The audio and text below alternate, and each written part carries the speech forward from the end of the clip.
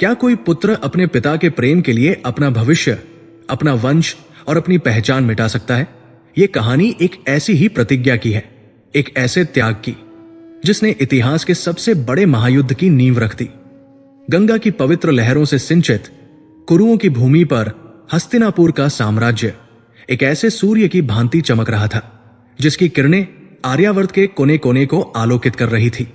नगर के विशाल परकोटे जो आकाश से बातें करते प्रतीत होते थे, भीतर एक ऐसी दुनिया को समेटे हुए थे जो समृद्धि, न्याय और धर्म का पर्याय बन चुकी थी। बाजारों में चहल पहल किसी उत्सव से कम न थी। विभिन्न जनपदों से आए व्यापारी अपने श्रेष्ठ घोड़ों, चमचमाते रत्नों, सुगंधित मसालों और महीन वस्त्रों का व्यापार करते थे। नागरिकों के मुख पर भय या चिंता की लेशमात्र भी छाया नहीं थी। उनकी आंखों में संतोष और सुरक्षा का भाव तैरता था। यह अभूतपूर्व शांति और वैभव किसी आकस्मिक वरदान का परिणाम नहीं था, बल्कि ये महाराज शांतनु के सुशासन और उनके अद्वितीय पुत्र राजकुमार देवव्रत के पराक्रम का प्रतिफल था। हस्तिनापुर का कण-कण, उसका हर एक नागरिक इस सत्य से भली भांति परिचित था कि उनका वर्तमान और भविष्य एक ऐसे कवच से सुरक्षित है जिसे भेद पाना देवताओं के लिए भी दुष्कर था, और उस कवच का नाम था देवव्रत। राजकुमार देवव्रत केवल एक नाम नहीं थे, वे हस्तिनापुर के शौर्य, ज्ञान और त्याग की जीवंत प्रतिमा थे। जब वे अपने अश्व पर सवार होकर नगर की गलियों से गुजरते तो नागरिक अपने घरों से बाहर निकलकर उन पर पुष्प वर्षा करते। उनकी देह मानो ब्रह्मचर्य की अग्नि में तपकर कुंदन बन गई हो। एक विशाल सुगठित काया, चौड़ा वक्ष, आजानु भुजाएं और एक ऐसा मुखमंडल जिस पर सूर्य का तेज और चंद्रमा की शीतलता एक साथ विराजमान थी। उनकी आंखों में एक असाधारण गहराई थी जो एक ही समय में एक योद्धा की कठोरता और एक ज्ञानी की करुणा को दर्शाती थी। उनका मस्तक जो सदैव गर्व से उन्नत रहता था, इस बात का प्रमाण था कि उन्होंने अपना जीवन सिद्धांतों और धर्म की नींव पर खड़ा किया है। उनकी शिक्षा हस्तिनापुर के इतिहास की सबसे गौरवशाली गाथाओं में से एक थी। बाल्यकाल में उन्हें ब्रह्मर्षि वशिष्ठ के आश्रम में भेजा गया था, जहां उन्होंने केवल वेदों और उपनिषदों का गूढ़ ज्ञान ही प्राप्त नहीं किया, बल्कि राजधर्म, कूटनीति और अर्थशास्त्र के जटिल सिद्धांतों को भी आत्मसात किया। गुरु वशिष्ठ ने उन्हें सिखाया था कि शासक का पहला और अंतिम धर्म प्रजा का कल्याण है और न्याय की तुला का पलड़ा सदैव सत्य की ओर ही झुकना चाहिए, चाहे उसके लिए कितना ही बड़ा मूल्य क्यों न चुकाना पड़े। देवव्रत ने इन शिक्षाओं को अपने चरित्र में इस प्रकार ढाल लिया था जैसे कुम्हार गीली मिट्टी को आकार देता है। उनकी वाणी में वेदों की ऋचाओं की पवित्रता थी और उनके निर्णयों में धर्मशास्त्रों की स्पष्टता। ज्ञान की इस नींव पर शस्त्रों का शिखर स्थापित करने वाले थे स्वयं भगवान परशुराम। भृगुकुल के उस प्रतापी योद्धा ने जिन्होंने पृथ्वी को 21 बार क्षत्रिय विहीन कर दिया था, देवव्रत में एक ऐसा शिष्य पाया जिसमें सीखने की अदम्य इच्छा और शस्त्रों के प्रति नैसर्गिक सम्मान था। वर्षों की कठोर तपस्या के समान उस प्रशिक्षण में देवव्रत ने धनुर्विद्या के उन रहस्यों को जाना जो पृथ्वी पर किसी और को ज्ञात नहीं थे। उनका गांडीव जब टंकार भरता तो शत्रुओं के हृदय कांप उठते थे। उनके तरकश से निकला हर बाण लक्ष्य भेदने के बाद ही लौटता था। गदा युद्ध में उनकी बराबरी करने वाला कोई नहीं था, और जब उनके हाथ में खड्ग होता तो वे साक्षात महाकाल का रूप प्रतीत होते। भगवान परशुराम ने उन्हें केवल शस्त्र चलाना ही नहीं सिखाया, बल्कि यह भी सिखाया कि शस्त्र कब नहीं उठाना चाहिए। उन्होंने देवव्रत को दिव्यास्त्रों का ज्ञान दिया और साथ ही ये चेतना भी दी कि इन विनाशकारी शक्तियों का प्रयोग केवल धर्म की स्थापना के लिए ही होना चाहिए।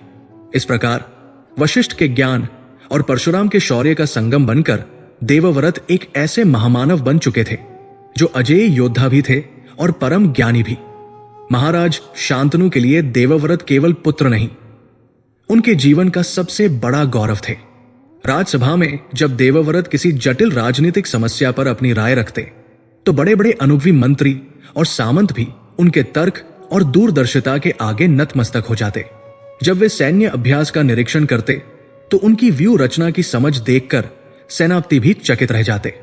शांतनु अक्सर अपने कक्ष के झरोखे से देवव्रत को प्रजा के बीच घुलते मिलते देखते। वे कभी किसी वृद्ध की समस्या सुन रहे होते तो कभी किसी बालक के सिर पर स्नेह से हाथ फेर रहे होते। ये देखकर शांतनु का हृदय वात्सल्य और गर्व से भर जाता।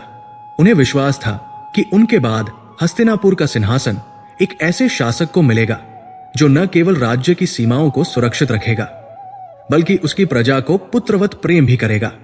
उन्होंने अपने मन में अनगिनत बार यह कल्पना की थी कि जिस दिन वे देवव्रत का राज्याभिषेक करेंगे वो दिन हस्तिनापुर के इतिहास का सबसे स्वर्णिम दिन होगा। किंतु कुछ समय से उस गौरवशाली साम्राज्य और उस गर्वित पिता पर एक रहस्यमयी उदासी का कुहासा छाने लगा था। महाराज शांतनु, जो अपनी दृढ़ता और ऊर्जा के लिए जाने जाते थे, अब अक्सर खोए खोए और विचलित रहने लगे थे। राजसभा में उनकी उपस्थिति तो होती थी, पर उनका मन कहीं और भटकता रहता। मंत्रियों की चर्चाओं और सेनापतियों की रिपोर्टों पर वे यंत्रवत सहमति तो दे देते, पर उनकी आंखों में वही पुरानी चमक और रुचि नहीं दिखाई देती थी। उनका ध्यान अक्सर टूट जाता और वे शून्य में ताकने लगते, जैसे किसी दूर की पुकार सुनने का प्रयास कर रहे हों। यह बदलाव सबसे पहले देवव्रत ने ही महसूस किया। उन्होंने देखा कि उनके पिता अब पहले की तरह खुलकर हंसते नहीं थे। शाम को जब पिता पुत्र साथ बैठते तो शांतनु की बातें अक्सर अधूरी रह जाती। वे कुछ कहना चाहते पर शब्द उनके होठों पर आकर ही दम तोड़ देते। सबसे विचित्र बात थी उनका यमुना के तट पर अकेले घंटों बैठे रहना। लगभग हर दोपहर राजकाज से निवृत्त होकर वे अपने सारथी को रथ तैयार करने का आदेश देते और बिना किसी अंगरक्षक के यमुना की ओर निकल जाते। वे उस स्थान पर जाते जहां नदी का प्रवाह शांत और तट एकांत था। वहां वे रथ से उतरकर घंटों तक नदी की कलकल करती लहरों को देखते रहते। उनके चेहरे पर एक अवर्णनीय पीड़ा और लालसा का भाव होता था। देवव्रत के लिए ये एक असहनीय पहेली बन गई थी। उनके पिता कुरु वंश के प्रतापी सम्राट, जिन्होंने अपने बाहुबल से देवताओं को भी युद्ध में सहायता दी थी, भला इतने असहाय और दुखी क्यों हो सकते हैं? क्या किसी शत्रु ने गुप्त रूप से कोई षड्यंत्र रचा है? क्या राज्य में कोई ऐसा संकट है जिसे उनसे छिपाया जा रहा है? या फिर उनके स्वास्थ्य में कोई समस्या है? देवव्रत ने अपने गुप्तचरों को कामान कर दिया, पर कोई भी शत्रु की गतिविधि का संकेत नहीं मिला। उन्होंने राजवैद्यों से गुप्त रूप से परामर्श किया, पर उन्होंने भी महाराज के पूर्ण स्वस्थ होने की पुष्टि की। एक दिन जब महाराज शांतनु राजसभा से उठकर अपने कक्ष की ओर जा रहे थे तो देवव्रत ने साहस बटोरकर उनका मार्ग रोका। पिताश्री, उन्होंने अत्यंत विनम्रता से कहा, पुत्र को क्षमा करें यदि वो अपनी सीमा का उल्लंघन कर रहा हो, किंतु कुछ दिनों से मैं आपके मुख पर चिंता की गहरी रेखाएं देख रहा हूं। आपका ये पुत्र आपके चरणों का दास है। यदि कोई समस्या है जो हस्तिनापुर के सम्राट को व्यथित कर रही है, तो क्या आपका ये सेवक उस समस्या को जानने का अधिकार नहीं रखता? मुझे आज्ञा दे, मैं त्रिलोक को भी आपके चरणों में झुका सकता हूं। शांतनु अपने पुत्र के इस प्रेम को देखकर क्षण भर के लिए द्रवित हो गए। उन्होंने देवव्रत के कंधे पर हाथ रखा, पर उनकी आंखों में वही उदासी भरी रही। उन्होंने एक गहरी सांस ली और बोले, पुत्र देवव्रत, तुम जैसा पुत्र पाकर मैं धन्य हो गया। तुम्हारी उपस्थिति ही मेरी सभी चिंताओं का निवारण है। कोई विशेष बात नहीं है, बस आयु के साथ मन कभी कभी अकारण ही बोझल हो जाता है। तुम व्यर्थ चिंता न करो और राजकाज पर ध्यान दो। हस्तिनापुर को तुम्हारी आवश्यकता है। यह कहकर शांतनु आगे बढ़ गए, पर उनका उत्तर देवव्रत के मन को संतुष्ट नहीं कर सका। यह आयु का प्रभाव नहीं था, यह कोई गहरी आंतरिक पीड़ा थी जिसे उनके पिता छिपाने का प्रयास कर रहे थे। देवव्रत जानते थे कि उनके पिता उनसे कुछ छिपा रहे हैं और यह बात उन्हें अंदर ही अंदर सालने लगी।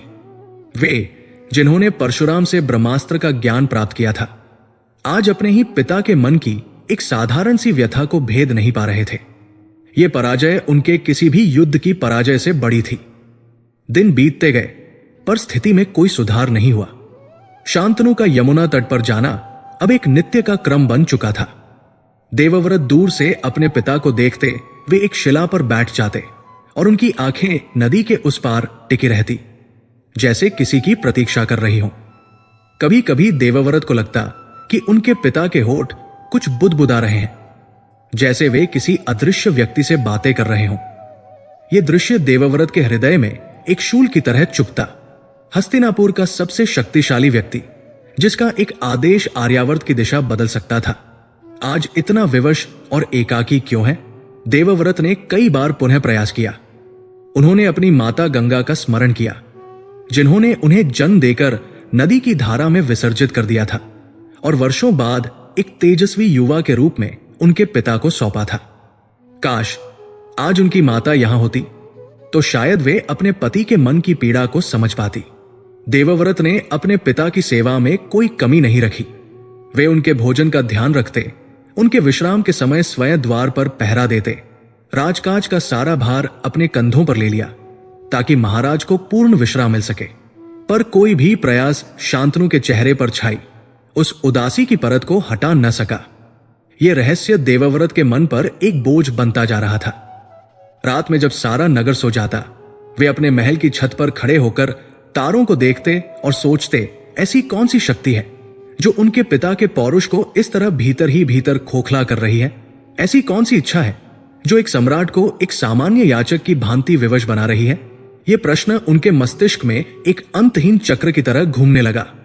वे एक कुशल शिकारी थे जो किसी भी जानवर को उसकी गंध से खोज निकालते थे, पर अपने पिता के दुख की गंध उन तक नहीं पहुंच पा रही थी। वे एक महान योद्धा थे जो किसी भी शत्रु की रणनीति को पहले ही भांप लेते थे, पर अपने ही पिता के मन की इस व्यूह रचना को वे समझ नहीं पा रहे थे। एक शाम जब सूर्य अस्त हो रहा था और आकाश सिंदूरी रंग में रंग गया था, देवव्रत ने एक अंतिम निर्णय लिया। उन्होंने देख लिया था कि सीधे पूछने से कोई लाभ नहीं होगा। उनके पिता या तो बात को टाल देंगे या फिर उसे अपनी आयु की थकान बताकर खारिज कर देंगे। यदि इस रहस्य की तह तक पहुंचना है तो उन्हें स्वयं ही कुछ करना होगा। उन्होंने निश्चय किया कि अगले दिन वे अपने पिता का पीछा करेंगे। यह कार्य एक पुत्र के लिए अशोभनीय था, पर एक उत्तराधिकारी और हस्तिनापुर के भविष्य के रक्षक के रूप में यह उनका कर्तव्य था।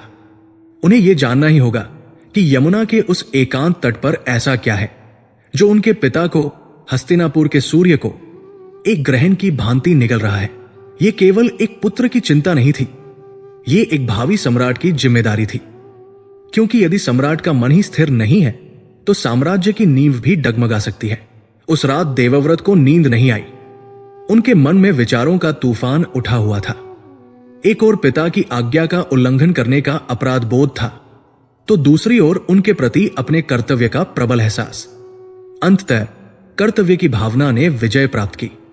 उन्होंने अपने सबसे विश्वस्त अश्व पवन को तैयार रहने का संकेत दिया और अपने सारथी को भी कुछ नहीं बताया। वे अकेले ही इस रहस्य का अनावरण करना चाहते थे। जब भोर की पहली किरण ने हस्तिनापुर के स्वर्ण कलशों को चूमा तो देवव्रत का मन इस्पात की तरह दृढ़ हो चुका था। वे जानते थे कि आज का दिन या तो उनके मन में चुभ रहे कांटे को हमेशा के लिए निकाल देगा या फिर एक ऐसे सत्य को उजागर करेगा जो शायद हस्तिनापुर के इतिहास की दिशा को हमेशा के लिए बदल देगा। पर जो भी हो, वे इसके लिए तैयार थे। हस्तिनापुर का चमकता सूर्य ग्रहण से मुक्त होना ही चाहिए, चाहे उसके लिए राजकुमार को स्वयं अंधकार में क्यों न उतरना पड़े। पिछली रात देवव्रत की आंखों में निद्रा का लेश मात्र भी नहीं था। उनका मन एक युद्ध क्षेत्र बन चुका था, जहां कर्तव्य और धर्म के शस्त्र आपस में टकरा रहे थे। एक पुत्र का अपने पिता पर इस प्रकार गुप्त दृष्टि रखना धर्म की मर्यादाओं का स्पष्ट उल्लंघन था, किंतु हस्तिनापुर के भावी नरेश का यह परम कर्तव्य भी था कि वो साम्राज्य के सर्वोच्च स्तंभ, अपने सम्राट पिता की स्थिरता और कल्याण को सुनिश्चित करे।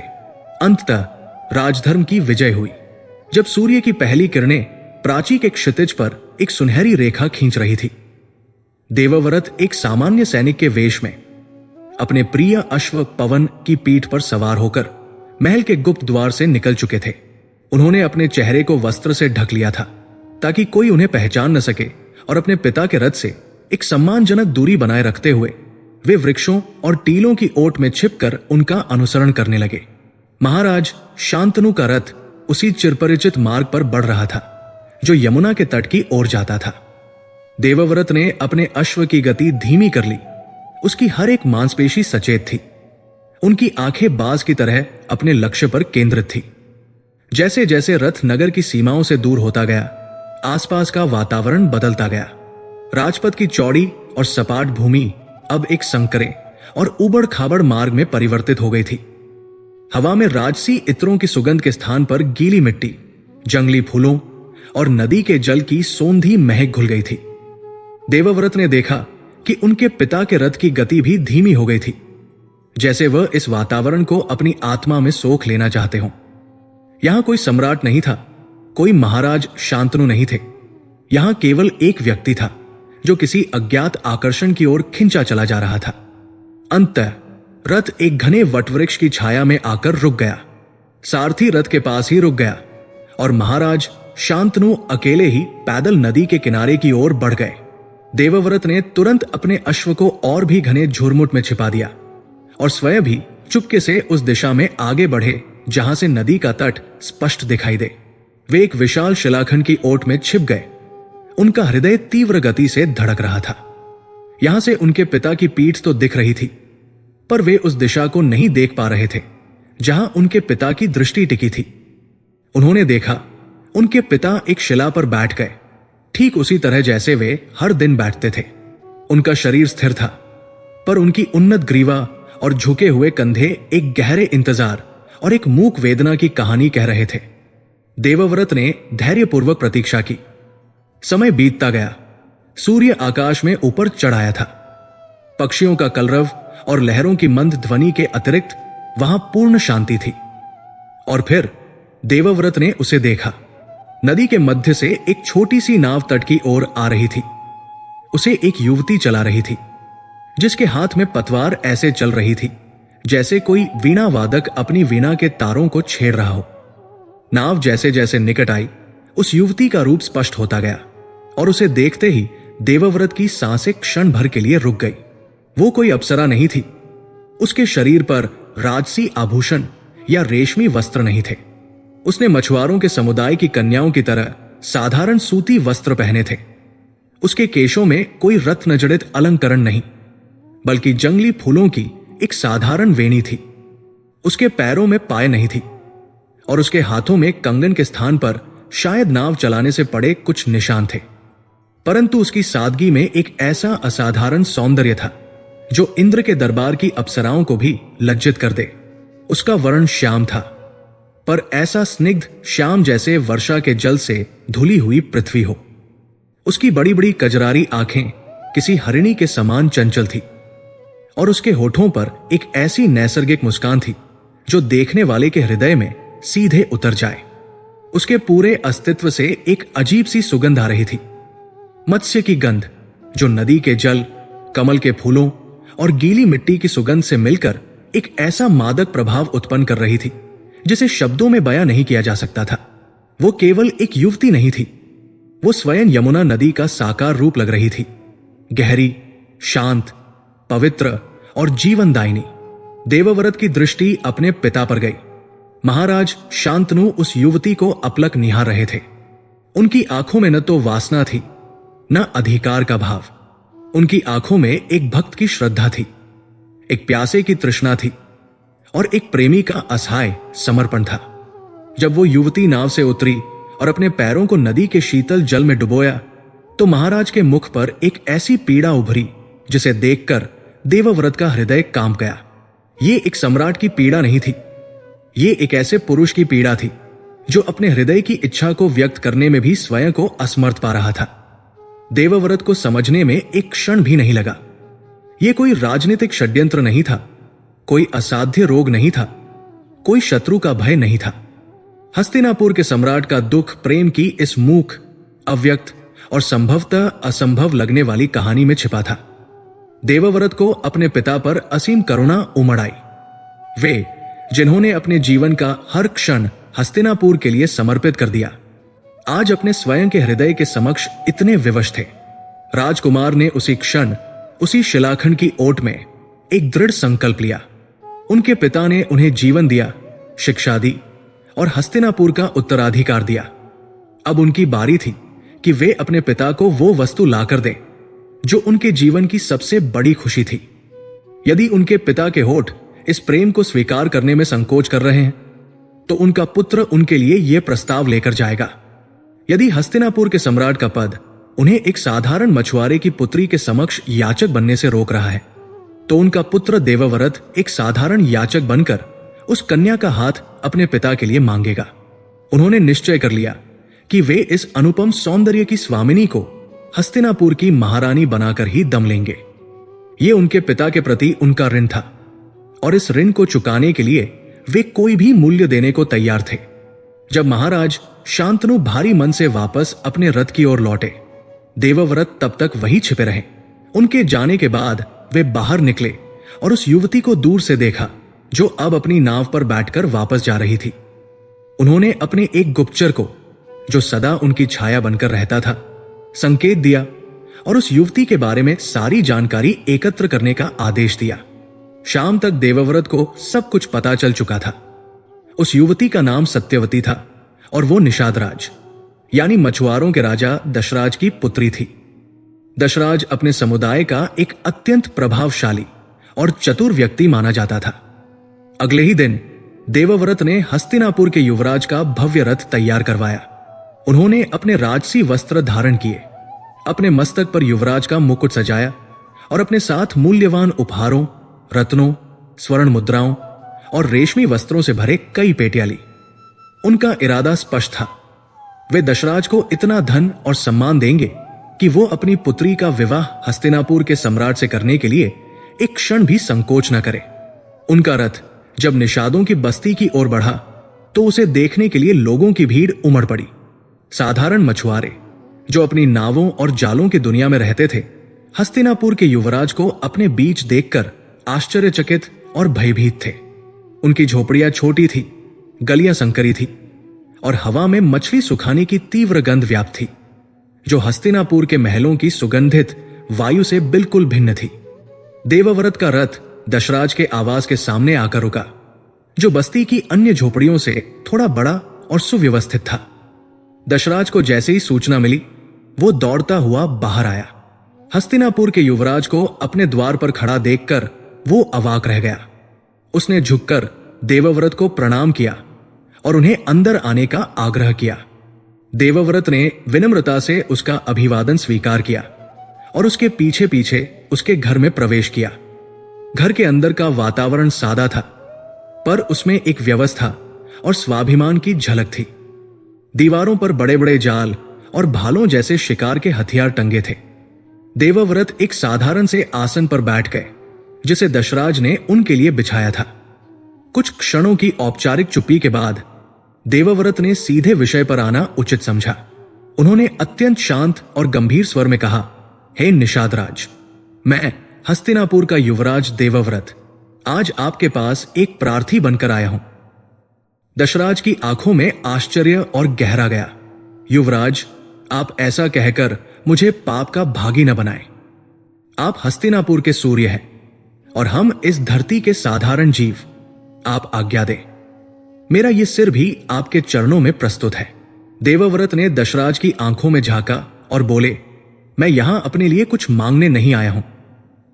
मैं अपने पूज्य पिता आर्यावर्त के सम्राट महाराज शांतनु के लिए आपकी सुपुत्री कन्या सत्यवती का हाथ मांगने आया हूं। मेरे पिता आपकी पुत्री के सौंदर्य और सद्गुणों पर मुग्ध हैं और उन्हें अपनी पटरानी बनाकर हस्तिनापुर के राज सिंहासन का सम्मान प्रदान करना चाहते हैं। यह सुनते ही दशराज के चेहरे पर जो भाव आए वे अत्यंत जटिल थे। एक क्षण के लिए उसकी आंखों में असीम प्रसन्नता की एक लहर दौड़ी। उसकी पुत्री, एक मछुआरे की बेटी, हस्तिनापुर की महारानी बनेगी, यह तो उसने स्वप्न में भी नहीं सोचा था। उसकी छाती गर्व से फूल गई, लेकिन अगले ही क्षण उस प्रसन्नता के स्थान पर एक चालाक और गणना करने वाली चमक ने ले ली। उसने अपनी भावनाओं को बड़ी कुशलता से छिपाया और एक विनम्रता का मुखौटा पहन लिया। उसने अपने हाथ जोड़ लिए और कहा, राजकुमार, यह तो मेरा और मेरे पूरे कुल का सौभाग्य है कि आपने मेरी कुटिया को अपने चरणों से पवित्र किया और मेरी पुत्री को इतना बड़ा सम्मान देने का प्रस्ताव रखा। एक पिता के लिए इससे बड़ी खुशी और क्या हो सकती है कि उसकी पुत्री चक्रवर्ती सम्राट की महारानी बने। मैं भला इस प्रस्ताव को अस्वीकार करने वाला कौन होता हूं। देवव्रत को लगा कि कार्य सिद्ध हो गया। उनके मुख पर संतोष की एक हल्की सी मुस्कान तैर गई। उन्होंने सोचा कि अब दशराज धन संपत्ति या जागीर की मांग करेगा, जिसके लिए वे पहले से ही तैयार थे। लेकिन दशराज ने अपनी बात आगे बढ़ाई और इस बार उसकी आवाज में विनम्रता के साथ साथ एक दृढ़ता भी थी। राजकुमार, मुझे यह संबंध सहर्ष स्वीकार है। आपकी और महाराज की महानता पर मुझे कोई संदेह नहीं है, किंतु एक पिता होने के नाते मेरे मन में अपनी पुत्री के भविष्य को लेकर एक छोटी सी चिंता है। यदि आप उस चिंता का निवारण करने का वचन दें तो मैं इसी क्षण अपनी पुत्री सत्यवती को आपके साथ विदा करने को तैयार हूं। देवव्रत ने उदारता से कहा, निषादराज, आप निसंकोच होकर अपनी बात कहें। आपकी हर चिंता का समाधान किया जाएगा। आप जो भी मांगेंगे, हस्तिनापुर का कोष आपके लिए खुला है। बताइए, आपकी क्या शर्त है? देवव्रत का मन पूरी तरह से आश्वस्त था। उन्हें लगा कि एक मछुआरों का राजा अधिक से अधिक कुछ गांव, कुछ स्वर्ण मुद्राएं या राज दरबार में कोई सम्मानजनक पद ही तो मांगेगा। वे इस छोटी सी कीमत को अपने पिता की प्रसन्नता के लिए चुकाने को सहर्ष तैयार थे। दशराज अपनी जगह से उठा और देवव्रत के थोड़ा और निकट आ गया। उसने अपनी आवाज धीमी कर ली, जैसे वो कोई ऐसा रहस्य बताने जा रहा हो जिसे केवल वे दोनों ही सुन सकते थे। उसकी आंखों में वो चालाक चमक अब और भी प्रखर हो गई थी। उसने कहा, राजकुमार, मुझे धन और संपत्ति का कोई लोभ नहीं है। ईश्वर की कृपा से और इस यमुना मैया की दया से मेरे लोगों का भरण पोषण भली भांति हो जाता है। मेरी शर्त धन से जुड़ी नहीं है राजकुमार, मेरी शर्त भविष्य से जुड़ी है। देवव्रत उसकी रहस्यमयी बातों से कुछ भ्रमित हुए, पर उन्होंने धैर्य बनाए रखा। स्पष्ट कहें दशराज, आप क्या चाहते हैं? दशराज ने एक गहरी सांस ली, जैसे वो अपने जीवन का सबसे बड़ा दाव खेलने जा रहा हो। उसने सीधे देवव्रत की आंखों में आंखें डालकर कहा, राजकुमार, मैं चाहता हूं कि आप मुझे वचन दें कि मेरी पुत्री सत्यवती और महाराज शांतनु से उत्पन्न होने वाला पुत्र ही हस्तिनापुर के सिंहासन पर बैठेगा। वही हस्तिनापुर का अगला राजा बनेगा। यह वाक्य एक वज्र की तरह देवव्रत के कानों से टकराया। एक क्षण के लिए उन्हें विश्वास ही नहीं हुआ कि उन्होंने क्या सुना है। जिस हवा में वे सांस ले रहे थे वो अचानक भारी और दमघुंटू हो गई।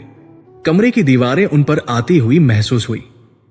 दशराज कोई गांव या सोना नहीं मांग रहा था, वो देवव्रत से उनका भविष्य मांग रहा था, उनका जन्म सिद्ध अधिकार मांग रहा था, वो हस्तिनापुर का सिंहासन मांग रहा था। देवव्रत, जो गुरु वशिष्ठ और भगवान परशुराम के शिष्य थे, जो हस्तिनापुर के निर्विवाद उत्तराधिकारी थे, जिनकी वीरता और योग्यता पर किसी को कोई संदेह नहीं था, आज एक साधारण मछुआरे ने उनसे उनका सब कुछ छीन लेने की शर्त रख दी थी। देवव्रत को लगा कि उनके पैरों के नीचे से धरती खिसक गई है और उन्हें यह आभास हो गया कि यह शर्त केवल एक शर्त नहीं है, यह एक ऐसा बीज है जो यदि बो दिया गया तो भविष्य में कुरु वंश के इतिहास को रक्त और आंसुओं से सींचेगा। दशराज के मुख से निकले वे शब्द नहीं थे, वे पिघले हुए शीशे की धार थे जो देवव्रत के कर्ण छिद्रों से होते हुए सीधे उनकी आत्मा में उतर गए थे। उस एक क्षण में समय जैसे थम गया। निषाद की उस साधारण सी कुटिया में व्याप्त मत्स्य की गंध, बाहर बहती यमुना की मंद मंद लहरों का स्वर, दीवार पर टंगे जालों की छाया, सब कुछ जैसे एक ही बिंदु पर आकर जड़ हो गया था। देवव्रत, जिन्होंने भगवान परशुराम के प्रलयंकारी शस्त्रों की टंकार को अविचलित रहकर सुना था, आज एक साधारण मछुआरे के कुछ शब्दों के आघात से भीतर तक कांप उठे थे। उनके पैरों के नीचे की धरती नहीं खिसकी थी। ऐसा लगा जैसे उनके पैरों के नीचे कभी कोई धरती थी ही नहीं। वे शून्य में खड़े थे, एक ऐसे शून्य में जहां न कोई अधिकार था, न कोई भविष्य और न ही कोई अस्तित्व। ये एक असंभव शर्त थी। ये इतनी अकल्पनीय, इतनी अनैतिक और इतनी धृष्टतापूर्ण मांग थी कि देवव्रत का मस्तिष्क उसे पूरी तरह से समझने में भी कुछ पल ले गया। हस्तिनापुर का सिंहासन, कुरु वंश का वो पवित्र सिंहासन जिस पर महाराज भरत जैसे चक्रवर्ती सम्राट बैठे थे, जिस पर उनके प्रतापी पिता शांतनु विराजमान थे और जिसके लिए वे देवव्रत जन्म से ही नियत थे। ये केवल एक राजपाट नहीं था, ये उनके पूर्वजों की धरोहर थी, उनके गुरुओं की शिक्षा का उद्देश्य था और हस्तिनापुर की प्रजा के विश्वास की अमानत थी। और आज एक मछुआरा, जिसकी सामाजिक स्थिति और वंश का कोई ठौर ठिकाना नहीं था, उस सिंहासन का सौदा कर रहा था। वो उसे अपने पिता की एक क्षणिक मोह जनित प्रसन्नता के बदले में मांग रहा था। देवव्रत के भीतर क्रोध का एक ज्वालामुखी धधक उठा। उनकी भुजाएं फड़कने लगी और उनकी मुट्ठियां इतनी जोर से भिंच गई कि नाखून मांस में धंसने लगे। एक क्षण के लिए उनके मन में विचार आया कि वे अपने खड्ग के एक ही वार से इस धूर्त और लोभी व्यक्ति का सिर धड़ से अलग कर दें, जो आर्यावर्त के सबसे बड़े साम्राज्य के उत्तराधिकारी का अपमान करने का दुस्साहस कर रहा था। कौन था यह दशराज? एक मछुआरा जो नदी की कृपा पर जीता था। और वे कौन थे? देवव्रत, जिनके नाम मात्र से बड़े बड़े राजाओं के मुकुट झुक जाते थे, जिनकी शिक्षा ब्रह्मर्षि वशिष्ठ के चरणों में हुई थी, जिन्होंने वेदों और शास्त्रों को अपने कंठ में धारण किया था, जिनके शस्त्र गुरु स्वयं भृगुकुल नंदन परशुराम थे, जिन्होंने उन्हें ब्रह्मास्त्र तक का ज्ञान दिया था। क्या उनकी सारी योग्यता, सारी शिक्षा, सारा तप और सारा पराक्रम एक मछुआरे की पुत्री के सौंदर्य के सामने इतना तुच्छ था कि उसे इस प्रकार शर्तों की तराजू पर तौला जाए? उन्होंने अपनी दृष्टि उठाकर दशराज की ओर देखा। उस व्यक्ति की आंखों में अब कोई भय नहीं था। उसमें एक व्यापारी का आत्मविश्वास था, जो जानता था कि उसके पास एक ऐसी अनमोल वस्तु है जिसके लिए सामने वाला कोई भी कीमत चुकाने को तैयार हो जाएगा। उसकी वो चालाक चमक देवव्रत के क्रोध को और भी भड़का रही थी। यह केवल एक पिता का अपनी पुत्री के लिए किया गया मोह नहीं था। ये एक बहुत ही सोची समझी, गहरी और दूरगामी राजनीतिक चाल थी। दशराज केवल अपनी पुत्री को महारानी नहीं बनाना चाहता था, वो अपनी आने वाली पीढ़ियों के लिए हस्तिनापुर का निष्कंटक राज्य चाहता था। कुटिया में छाया सन्नाटा अब किसी भारी चट्टान की तरह लगने लगा था, जो हर बीतते पल के साथ देवव्रत के कंधों पर और भी भारी होता जा रहा था। दशराज और उसके निकट खड़े निषाद सभी अपनी सांसें रोके देवव्रत के उत्तर की प्रतीक्षा कर रहे थे। वे जानते थे कि हस्तिनापुर का युवराज यदि चाहे तो इसी क्षण उन्हें और उनकी पूरी बस्ती को, लेकिन वे ये भी जानते थे कि वो एक धर्मप्रायण और वचन के धनी राजकुमार हैं, जो क्रोध में आकर कोई अनुचित कार्य नहीं करेंगे। वे देवव्रत की इसी धर्मनिष्ठा का लाभ उठा रहे थे। देवव्रत ने अपनी आंखें बंद कर ली। क्रोध के बवंडर के बीच उन्होंने अपने मन को शांत करने का प्रयास किया। गुरु वशिष्ठ ने उन्हें सिखाया था कि सबसे बड़े निर्णय ठंडे मस्तिष्क से ही लिए जाने चाहिए। उन्होंने दशराज की शर्त पर पुनः विचार किया। सत्यवती से उत्पन्न पुत्र ही हस्तिनापुर का अगला राजा बनेगा। इसका अर्थ था देवव्रत का अधिकार समाप्त, उनका राज्याभिषेक कभी नहीं होगा। हस्तिनापुर की प्रजा जो उन्हें अपने भावी महाराज के रूप में देखती है, जो उनकी वीरता के गीत गाती है, जो उनके न्याय पर अटूट विश्वास करती है, उसे एक दिन यह समाचार मिलेगा कि उनके प्रिय राजकुमार ने सिंहासन का त्याग कर दिया है। क्यों?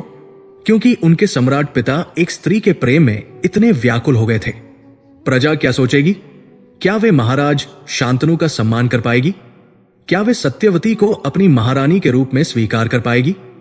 और सबसे बड़ा प्रश्न, क्या सत्यवती का पुत्र, जिसके गर्भ में निषाद रक्त होगा, कुरु वंश के सिंहासन को संभालने के योग्य होगा भी या नहीं? यह केवल देवव्रत के व्यक्तिगत अधिकार का प्रश्न नहीं था, यह हस्तिनापुर के भविष्य का प्रश्न था। एक शासक का चुनाव योग्यता के आधार पर होना चाहिए, न कि किसी प्रेम संबंध की शर्त के आधार पर। उन्होंने स्वयं को इस भूमिका के लिए वर्षों तक तैयार किया था। उन्होंने राजधर्म के हर एक पहलू को समझा था। उन्होंने कूटनीति के हर एक दाव को सीखा था। उन्होंने शस्त्र और शास्त्र दोनों में पारंगतता हासिल की थी। क्या यह हस्तिनापुर की प्रजा के साथ अन्याय नहीं होगा कि उन्हें एक ऐसे राजकुमार से वंचित कर दिया जाए जिसने अपना पूरा जीवन उनकी सेवा के लिए समर्पित करने का प्रण लिया हो, और उसके स्थान पर एक ऐसे बालक को राजा बना दिया जाए जिसका भविष्य अभी गर्भ में ही अनिश्चित हो? यह एक गहरा धर्म संकट था, एक ऐसा चक्रव्यूह जिसके हर द्वार पर एक नया संकट खड़ा था। एक ओर था उनका पुत्र धर्म, उनके पिता, उनके ईश्वर समान पिता, जो उनके बिना शायद जीवित भी न रह पाते, आज प्रेम की पीड़ा में तिल तिल कर जल रहे थे। देवव्रत ने उनकी आंखों की उस उदासी को देखा था, उस विवशता को महसूस किया था। यदि उनके सिंहासन त्याग देने मात्र से उनके पिता को उनकी प्रसन्नता, उनका जीवन वापस मिल सकता है, तो क्या यह त्याग बहुत बड़ा है? कौन सा पुत्र अपने पिता को इस प्रकार दुखी देख सकता है? पिता की खुशी के लिए तो पुत्र अपने प्राण भी न्योछावर कर देते हैं। फिर यह सिंहासन तो एक निर्जीव वस्तु मात्र है। इस तर्क ने देवव्रत के हृदय को छू लिया। उनके पिता की वह दर्द भरी छवि उनकी आंखों के सामने तैर गई। यमुना के तट पर अकेले बैठे, शून्य में ताकते हुए, एक मूक याचक की भांति। लेकिन तभी चक्रव्यूह का दूसरा द्वार सामने आ खड़ा हुआ। राजधर्म। वे केवल एक पुत्र नहीं थे, वे हस्तिनापुर के युवराज थे। इस राज्य की प्रजा, इसकी सीमाएं, इसका कोष, इसका सम्मान, सब उनके प्रति उत्तरदायी थे।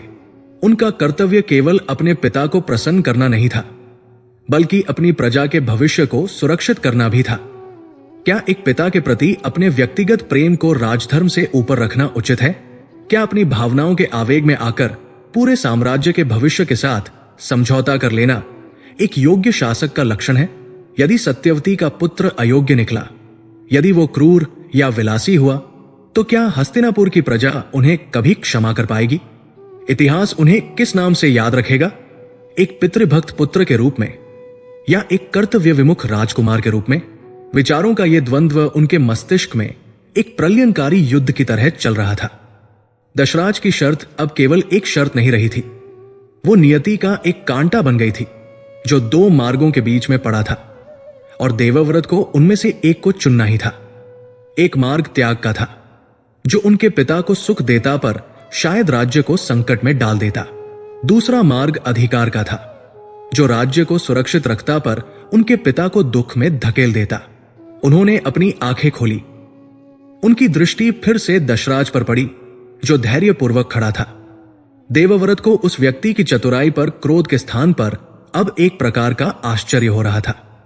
उसने कितनी सटीकता से उनके सबसे कमजोर बिंदु पर प्रहार किया था, उनकी पितृभक्ति।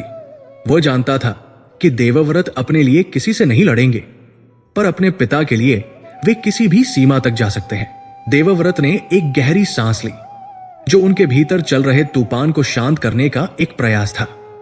उन्होंने सोचा, मान लो मैंने ये शर्त स्वीकार कर ली। मैंने वचन दे दिया कि सत्यवती का पुत्र ही राजा बनेगा। मैं सिंहासन का त्याग कर दूंगा और एक सामान्य राजकुमार की तरह उसकी सेवा करूंगा। यह विचार ही कितना कष्टदायक था। उन सभासदों, मंत्रियों और सेनापतियों के सामने सिर झुकाना, जिन्हें उन्होंने स्वयं प्रशिक्षित और नियुक्त किया हो। उस सिंहासन को दूर से देखना, जिसके लिए उन्होंने स्वयं को हर प्रकार से योग्य बनाया था, यह अग्नि में चलने के समान था।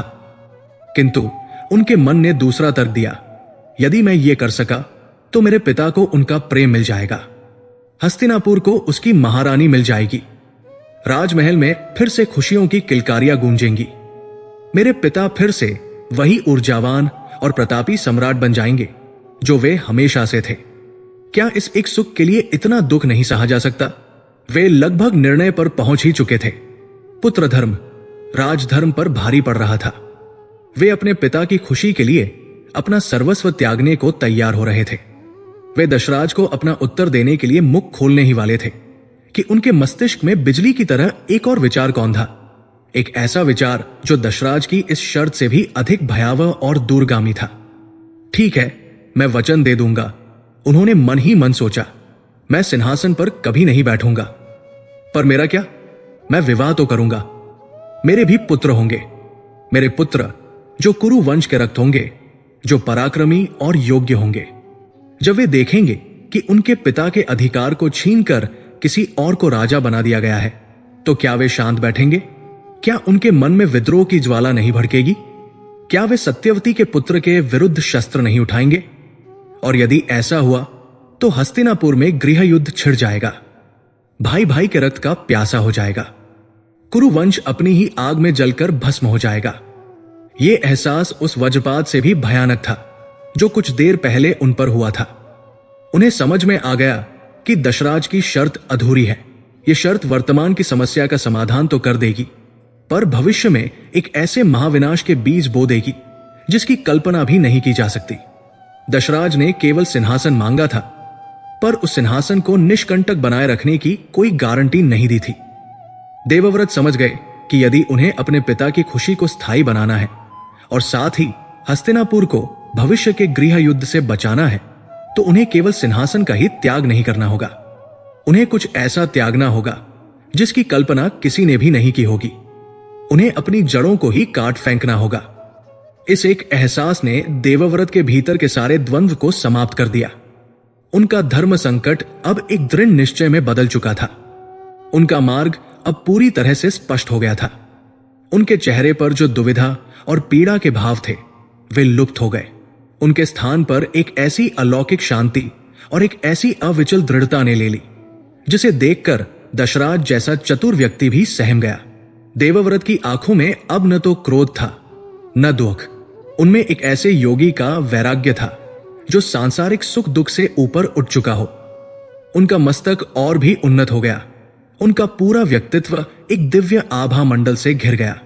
सभा में जो सन्नाटा था वो अब भी था, पर अब उसकी प्रकृति बदल गई थी। पहले ये एक तनावपूर्ण और प्रतीक्षा से भरा सन्नाटा था। अब ये एक पवित्र और विस्मयकारी सन्नाटा था, जैसे किसी महान यज्ञ के आरंभ होने से पहले होता है। सब देख रहे थे कि हस्तिनापुर का युवराज कुछ कहने वाला है और जो भी वो कहेगा वो इतिहास बन जाएगा। देवव्रत अपनी जगह से उठे। उनका शरीर स्थिर था। उनकी आवाज में कोई कंपन नहीं था। उन्होंने अपनी शांत और गहरी दृष्टि दशराज पर डाली और बोले, हे निषादराज, तुम्हारी शर्त मुझे स्वीकार है। इतना कहकर वे एक पल के लिए रुके। दशराज की आंखों में विजय की चमक तैर गई, लेकिन देवव्रत ने अपनी बात अभी पूरी नहीं की थी। उन्होंने आगे कहा, किंतु मैं जानता हूं कि केवल मेरे सिंहासन त्याग देने से तुम्हारे मन का संदेह दूर नहीं होगा। तुम्हें भय है कि भविष्य में मेरे पुत्र तुम्हारे नाती के अधिकार को चुनौती देंगे। यह सुनकर दशराज सक्का गया। देवव्रत ने उसके मन की बात कह दी थी। अब देवव्रत की आवाज और भी गंभीर और दृढ़ हो गई। वो आवाज अब किसी राजकुमार की नहीं, बल्कि किसी देव पुरुष की लग रही थी, जो आकाश से भविष्यवाणी कर रहा हो। उन्होंने उस छोटी सी कुटिया में उन साधारण मछुआरों के समक्ष ब्रह्मांड, समस्त देवताओं, अपने पितरों और बहती हुई यमुना को साक्षी मानकर वो घोषणा की जिसने समय की धारा को ही मोड़ दिया। इसलिए देवव्रत ने कहा, मैं शांतनुपुत्र देवव्रत आज ये प्रतिज्ञा करता हूं कि सत्यवती का पुत्र ही हस्तिनापुर का राजा बनेगा। और यह सुनिश्चित करने के लिए कि भविष्य में कोई विवाद उत्पन्न न हो, मैं एक और प्रण लेता हूं। मैं आजन्म ब्रह्मचारी रहूंगा। मैं कभी विवाह नहीं करूंगा, ताकि मेरी कोई संतान ही ना हो जो इस सिंहासन पर अपना अधिकार जता सके। यह केवल एक घोषणा नहीं थी, यह एक आत्मबलिदान था। यह एक ऐसी प्रतिज्ञा थी जिसकी कठोरता की कोई सीमा नहीं थी। देवव्रत ने केवल सिंहासन ही नहीं त्यागा था, उन्होंने एक गृहस्थ जीवन का सुख, पिता बनने का सुख, अपने वंश को आगे बढ़ाने का अधिकार, सब कुछ अपने पिता की एक मुस्कान के लिए एक ही पल में न्योछावर कर दिया था। उस क्षण उस कुटिया में उपस्थित लोगों को लगा जैसे आकाश से देवताओं ने पुष्प वर्षा की हो और भीष्म भीष्म की ध्वनि गूंज उठी हो। यह उनकी प्रतिज्ञा की भयंकरता ही थी जिसने उन्हें देवव्रत से भीष्म बना दिया था। मछुआरे की असंभव शर्त पूरी हो चुकी थी, पर उसकी जो कीमत चुकाई गई थी वो स्वयं शर्त से भी कहीं अधिक बड़ी और असंभव थी। कुरुवंश का इतिहास अब हमेशा के लिए बदल चुका था। दशराज का प्रश्न उस शांत कुटिया के वातावरण में एक विष बुझे तीर की तरह तैर रहा था। देवव्रत के कानों में वो अभी भी गूंज रहा था। हर एक शब्द उनके मस्तिष्क पर हथौड़े की तरह चोट कर रहा था। उस एक क्षण के लिए युवराज देवव्रत किंकर्तव्य विमूढ़ हो गए। वे उस योद्धा की भांति खड़े थे जिसने अपने सबसे शक्तिशाली शत्रु को परास्त कर दिया हो, केवल यह जानने के लिए कि उसके पीछे 100 और शत्रु सिर उठाए खड़े हैं। उन्होंने अभी अभी अपने जीवन का सबसे बड़ा त्याग किया था।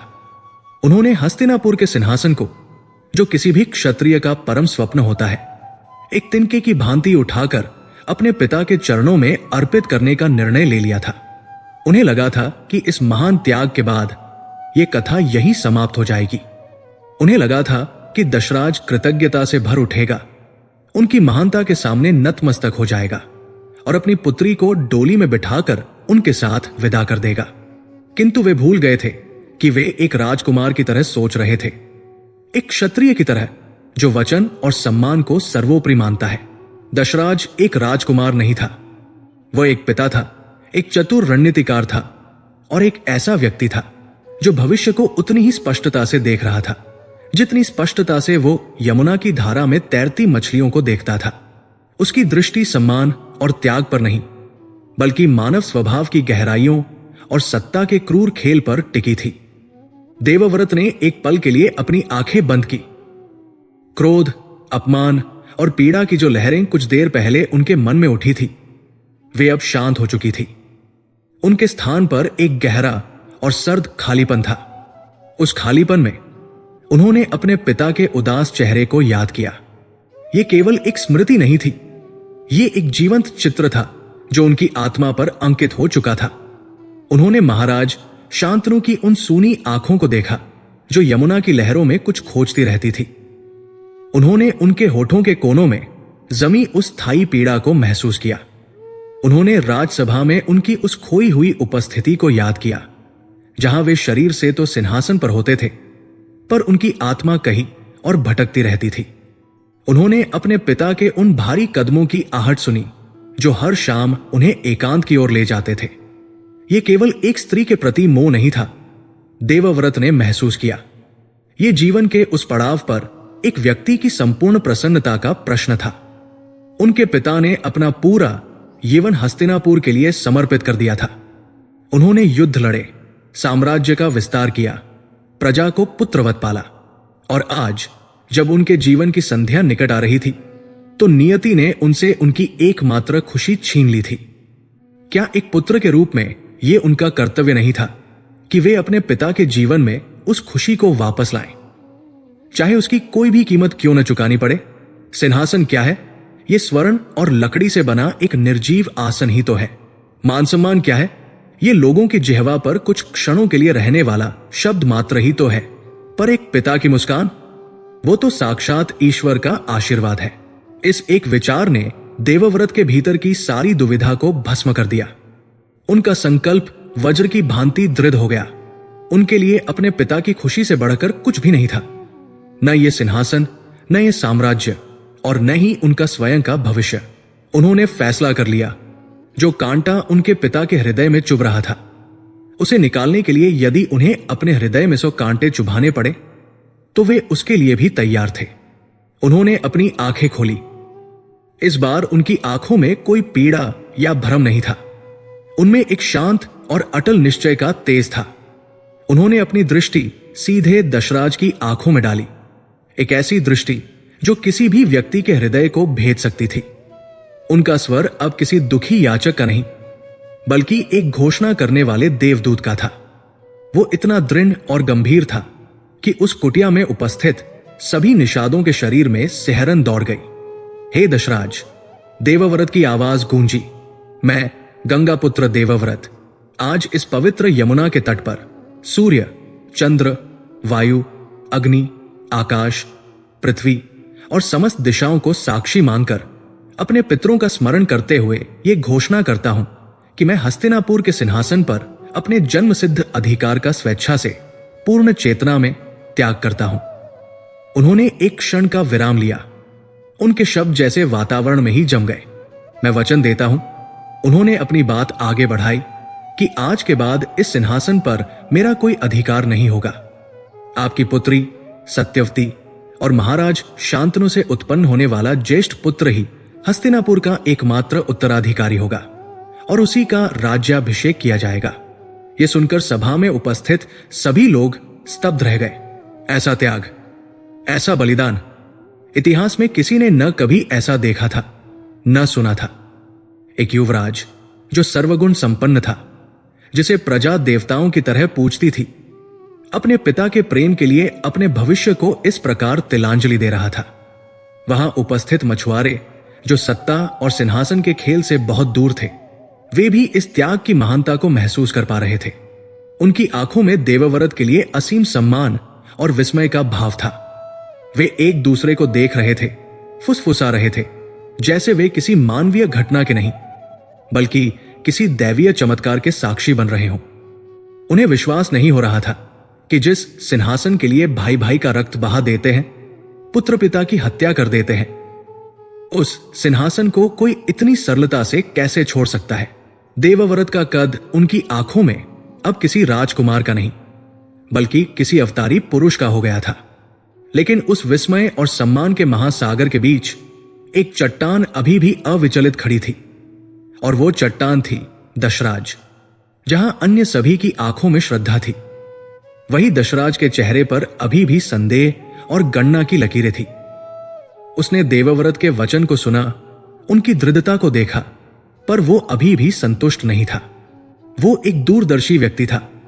वो जानता था कि वचन कितने भी पवित्र क्यों न हो, समय और परिस्थितियां उन्हें धुंधला कर देती है।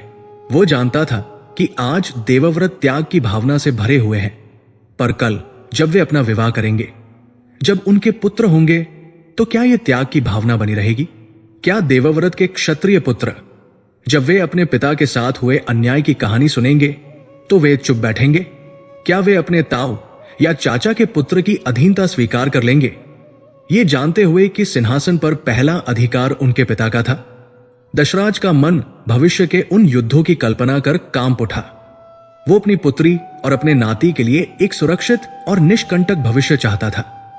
एक ऐसा भविष्य जिसमें गृह युद्ध की कोई आशंका ही न हो। देवव्रत का त्याग महान था, पर वो अधूरा था। वो एक ऐसे घाव को खुला छोड़ रहा था जो भविष्य में नासुर बनकर पूरे कुरु वंश को ही नष्ट कर सकता था। उसने साहस बटोरा। वो जानता था कि वो जो अगला प्रश्न पूछने जा रहा है वो धृष्टता की पराकाष्ठा है। वो जानता था कि इसके बाद शायद देवव्रत का धैर्य जवाब दे जाए और वे उसे दंडित भी कर दे, पर अपनी पुत्री के भविष्य के लिए उसने ये जोखिम उठाने का निर्णय लिया। उसने अपने हाथ जोड़ते हुए अत्यंत विनम्र दिखने का प्रयास करते हुए कहा, राजकुमार, आपने जो त्याग किया है उसकी सराहना करने के लिए मेरे पास शब्द नहीं है। आप धन्य हैं, और धन्य है आपके माता पिता जिन्होंने आप जैसे पुत्र को जन्म दिया। आपके वचन पर मुझे पूरा विश्वास है। किंतु उसे किंतु शब्द ने वातावरण में घुली हुई श्रद्धा और विस्मय को भंग कर दिया। सबके कान खड़े हो गए। दशराज ने अपनी बात आगे बढ़ाई, राजकुमार, मेरी क्षुद्र बुद्धि को क्षमा करें, पर एक पिता होने के नाते मेरे मन में एक और शंका उठ रही है। आपने अपना अधिकार तो छोड़ दिया, यह आपकी महानता है, लेकिन भविष्य में जब आपका विवाह होगा और आपके पुत्र होंगे जो आपके ही समान वीर, पराक्रमी और योग्य होंगे, तो क्या वे मेरे नाती के अधिकार को चुनौती नहीं देंगे? वे कहेंगे कि उनके पिता के साथ अन्याय हुआ था और सिंहासन पर वास्तविक अधिकार उन्हीं का है। उस स्थिति में क्या होगा? धर्म और न्याय किसके पक्ष में होगा? क्या उस समय हस्तिनापुर दो भाइयों के बीच युद्ध की भूमि नहीं बन जाएगा? यह सवाल एक तीर की तरह था, एक ऐसा अचूक तीर जो सीधे देवव्रत के मर्मस्थल पर जाकर लगा था। यह प्रश्न उनकी महानता का अपमान नहीं था, बल्कि ये उनके त्याग की अपूर्णता का एक क्रूर आईना था। देवव्रत ने जिस भविष्य की कल्पना अभी कुछ क्षण पहले अपने मन में की थी, जिस गृह युद्ध की आशंका से वे कांप उठे थे, उसी आशंका को दशराज ने शब्दों में ढालकर उनके सामने रख दिया था। दशराज ने उनकी दुखती रग पर हाथ रख दिया था। एक पल के लिए देवव्रत निरुत्तर हो गए। दशराज सही था, उसका भय निराधार नहीं था। उनका वर्तमान का त्याग भविष्य के एक भयानक रक्तपात का कारण बन सकता था। उन्होंने जो समाधान खोजा था वो वास्तव में समस्या को केवल अगली पीढ़ी के लिए टाल रहा था। वे अपने पिता को तो सुखी कर देंगे, पर अपने पुत्रों को एक अंतहीन संघर्ष और घृणा की विरासत सौंप जाएंगे। ये कैसा न्याय था? ये कैसा धर्म था? अब उन्हें समझ आया कि वे एक ऐसे चक्रव्यूह में फंस चुके हैं जिससे बाहर निकलने का कोई सीधा मार्ग नहीं है। हर मार्ग एक नई समस्या को जन्म दे रहा था। यदि वे दशराज की शर्त नहीं मानते तो उनके पिता दुखी रहते। यदि वे पहली शर्त मान लेते हैं तो उनके पुत्र विद्रोह कर सकते हैं। वे जो भी करते, कहीं ना कहीं अन्याय होना निश्चित था। कुटिया में फिर से गहरा सन्नाटा छा गया, पर इस बार यह सन्नाटा देवव्रत के भीतर भी उतर गया था। उनका मस्तिष्क शून्य हो गया था। वे क्या करें? वे क्या उत्तर दें? क्या वे दशराज को वचन दे कि उनके पुत्र कभी सिंहासन पर दावा नहीं करेंगे? ये कैसा वचन होगा? कोई पिता अपने अजन्मे पुत्रों की ओर से ऐसा वचन कैसे दे सकता है? यह तो प्रकृति के नियम के विरुद्ध था। और तभी उस गहन अंधकार और निराशा के क्षण में देवव्रत के भीतर एक बिजली कौंधी, एक ऐसा समाधान जो इतना कठोर, इतना आत्मविनाशकारी और इतना अमानवीय था कि उसकी कल्पना भी नहीं की जा सकती थी। उन्हें समझ में आ गया कि इस समस्या को टालने का कोई उपाय नहीं है। यदि इस समस्या को समाप्त करना है तो उसे जड़ से ही उखाड़ फेंकना होगा। यदि भविष्य में उनके पुत्रों के विद्रोह करने की आशंका है तो उस आशंका को ही समाप्त कर देना होगा। और उस आशंका को समाप्त करने का केवल एक ही मार्ग था कि उनके कोई पुत्र ही न हो। यह विचार इतना भयावह था कि एक बार तो देवव्रत की आत्मा भी कांप उठी। आजन्म ब्रह्मचर्य, विवाह न करना, एक परिवार के सुख से, एक पिता बनने के आनंद से, अपने वंश को आगे बढ़ाने के कर्तव्य से स्वयं को सदैव के लिए वंचित कर लेना, यह एक जीवित मृत्यु के समान था। सिंहासन का त्याग तो फिर भी एक बाहरी वस्तु का त्याग था, पर यह तो अपने अस्तित्व के एक मौलिक हिस्से का ही त्याग था। किंतु जैसे ही यह विचार उनके मन में आया, उन्हें यह भी एहसास हो गया कि यही एकमात्र संपूर्ण समाधान है। यही वो अंतिम आहुति है जो इस यज्ञ को पूरा कर सकती है। यही वो भीष्म यानी भयंकर प्रतिज्ञा है जो उनके पिता के सुख को और हस्तिनापुर के भविष्य को हमेशा के लिए निष्कंटक बना सकती है। उस एक क्षण में देवव्रत एक राजकुमार की सीमाओं से बहुत ऊपर उठ गए। वे एक ऐसे देव पुरुष बन गए जिसके लिए आत्म और अनात्म का कोई भेद नहीं रह गया था। उन्होंने अपने व्यक्तिगत सुख, अपनी इच्छाओं, अपनी आकांक्षाओं, अपनी संपूर्ण मानवीयता को अपने कर्तव्य की वेदी पर करने का निर्णय ले लिया था। उनके चेहरे पर एक विचित्र सी शांति छा गई, एक ऐसी शांति जो महाविनाश के बाद आती है। उन्होंने दशराज की ओर देखा जिसकी आंखें अभी भी उत्तर की प्रतीक्षा में उन पर गड़ी थी। देवव्रत जानते थे कि वे जो अगला वाक्य कहने वाले हैं वो न केवल दशराज को निरुत्तर कर देगा बल्कि इतिहास को भी स्तब्ध कर देगा। वो वाक्य कुरु वंश की नियति को हमेशा के लिए एक नए और अप्रत्याशित मार्ग पर धकेल देगा। वो स्वयं उनके नाम देवव्रत को मिटाकर एक नया और अधिक सार्थक नाम भीष्म गढ़ देगा। उन्होंने एक अंतिम गहरी सांस ली, उस जीवन की अंतिम सांस जिसमें वे एक साधारण मनुष्य की तरह सुखों की कामना कर सकते थे, और उस महामानव का जीवन आरंभ करने के लिए तैयार हो गए जिसकी कहानी युगों युगों तक सुनाई जानी थी। दशराज का दूसरा प्रश्न एक साधारण प्रश्न नहीं था। वो एक ताला था जिसकी चाबी देवव्रत के पास नहीं थी, या शायद थी, पर वो चाबी किसी और लोक की थी। एक ऐसी चाबी जो उनके हृदय के रक्त से ही बन सकती थी।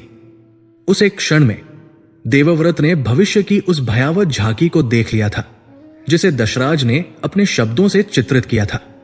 उन्होंने देखा कि उनके त्याग से उत्पन्न शांति एक भ्रम मात्र होगी, एक ऐसे शांत सरोवर की तरह जिसकी गहराइयों में एक ज्वालामुखी पल रहा हो।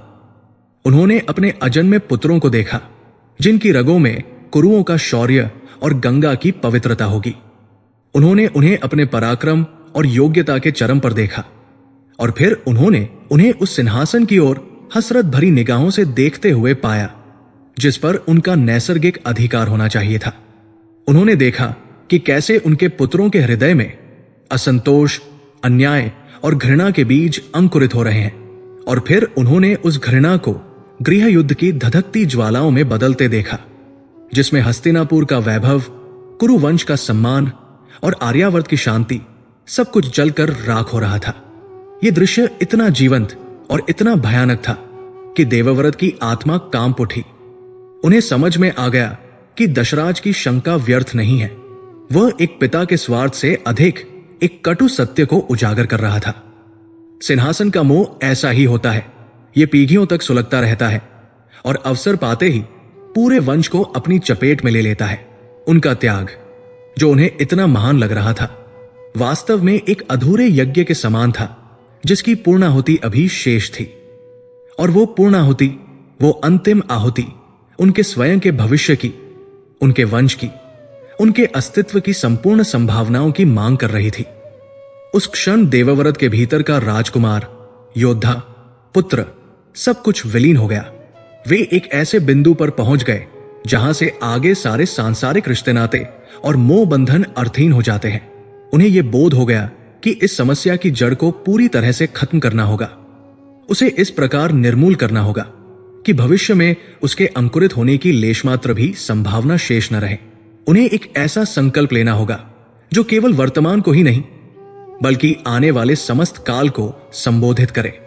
एक ऐसा संकल्प जो इतिहास में अमर हो जाए, जो त्याग की एक ऐसी परिभाषा गढ़े जिसे भविष्य में कोई लांघ न सके। उनके भीतर का सारा द्वंद्व, सारी पीड़ा, सारी दुविधा समाप्त हो चुकी थी। उनके मुख पर एक अलौकिक दृढ़ता और एक अविचल शांति का भाव तैर गया। वे अब एक ऐसे व्यक्ति नहीं थे जो किसी धर्म संकट में फंसा हो। वे स्वयं धर्म का एक नया विधान रचने जा रहे थे।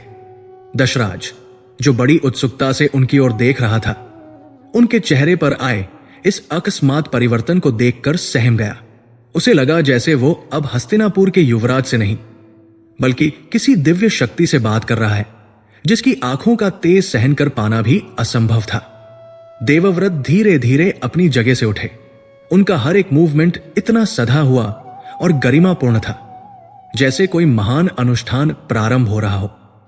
कुटिया में उपस्थित सभी लोगों की श्वास जैसे रुक सी गई। वातावरण में एक ऐसा भारीपन आ गया था जो किसी बड़े तूफान के आने से पहले होता है। देवव्रत ने दशराज की ओर से अपनी दृष्टि हटा ली।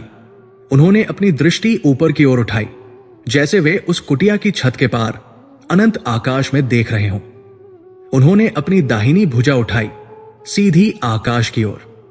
यह किसी सामान्य शपथ का इशारा नहीं था, यह एक आवाहन था।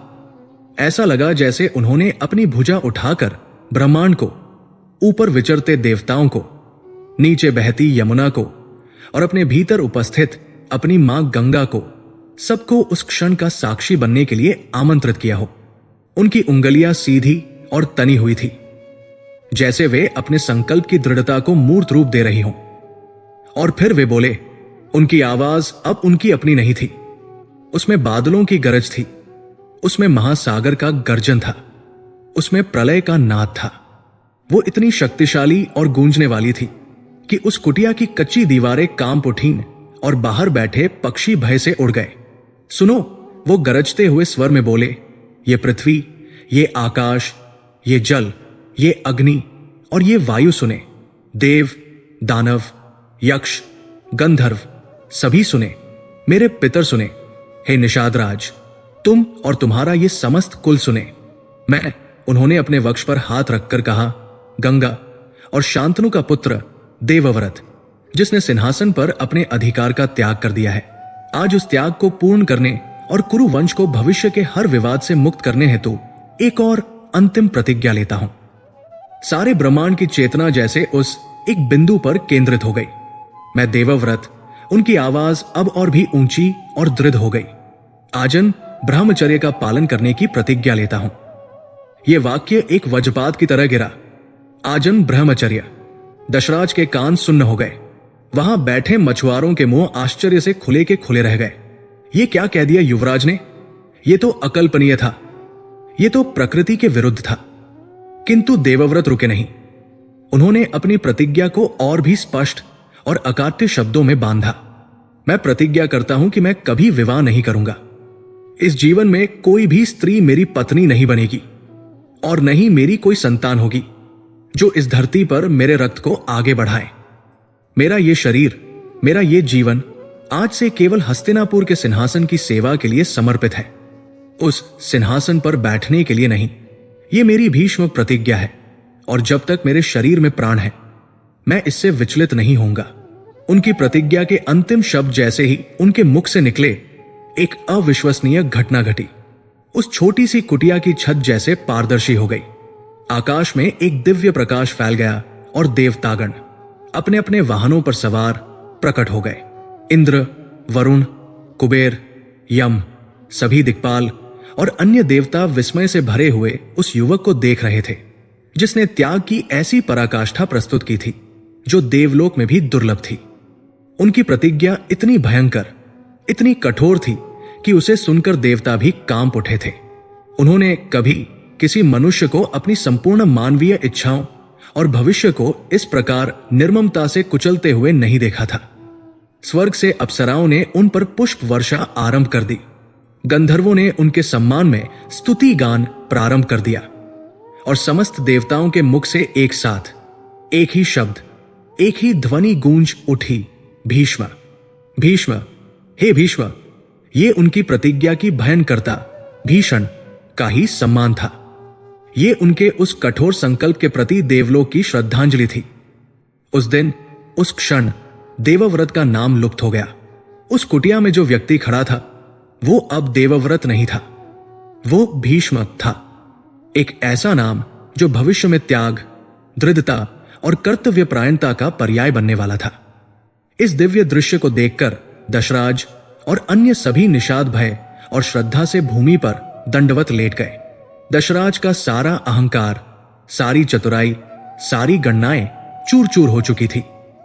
वो अपनी पुत्री के लिए एक राज्य मांग रहा था, पर सामने खड़े उस देवपुरुष ने अपने संपूर्ण अस्तित्व को ही दांव पर लगा दिया था।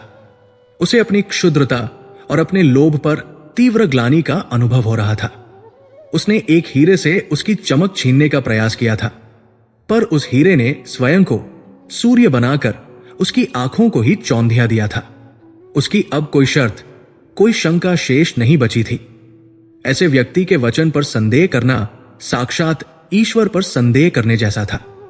धीरे धीरे वो दिव्य प्रकाश शांत हुआ और देवतागण अंतर्धान हो गए। भीष्म ने अपनी भुजा नीचे की। उनके चेहरे पर अब कोई भाव नहीं था। वे एक शांत झील की तरह थे जिसमें अब कोई लहर नहीं उठ रही थी।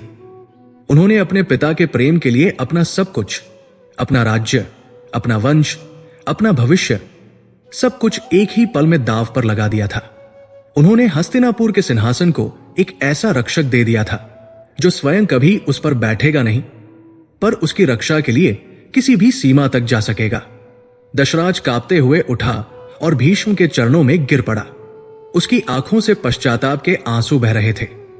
प्रभु, उसके मुंह से केवल इतना ही निकल सका, मुझसे अपराध हुआ, मुझे क्षमा कर दे।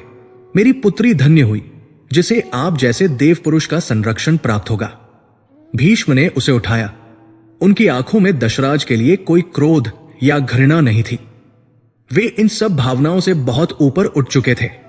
उन्होंने शांत स्वर में कहा, तुमने एक पिता का धर्म निभाया, अब अपनी पुत्री को विदा करने की तैयारी करो।